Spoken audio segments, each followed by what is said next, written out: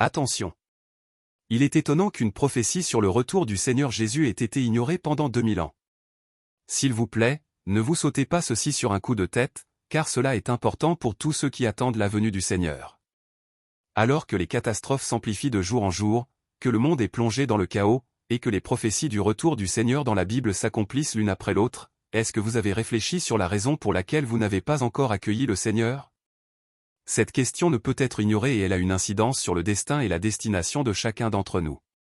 En effet, si vous y prêtez attention, vous vous apercevrez que vous avez négligé les prophéties du Seigneur Jésus lui-même, il reviendra en tant que « Fils de l'homme ». En fait, non seulement vous, mais tous les gens ont aussi ignoré ces prophéties pendant 2000 ans. Ainsi parle le Seigneur Jésus. C'est pourquoi, vous aussi, tenez-vous prêts, car le Fils de l'homme viendra à l'heure où vous n'y penserez pas, Matthieu 24h44. Car, comme l'éclair part de l'Orient et se montre jusqu'en Occident, ainsi sera l'avènement du Fils de l'homme, Matthieu 24h27. Car, comme l'éclair resplendit et brille d'une extrémité du ciel à l'autre, ainsi sera le Fils de l'homme en son jour. Mais il faut auparavant qu'il souffre beaucoup, et qu'il soit rejeté par cette génération, Luc 17, 24-25. Ces prophéties parlent toutes du Fils de l'homme et de l'avènement du Fils de l'homme. Qu'est-ce que le Fils de l'homme? Tout comme le Seigneur Jésus, il est né d'un être humain, avec de la chair et du sang, et c'est seulement ainsi qu'il peut être appelé le Fils de l'homme. Cela signifie que le Seigneur reviendra dans les derniers jours en s'incarnant en tant que Fils de l'homme pour faire son œuvre.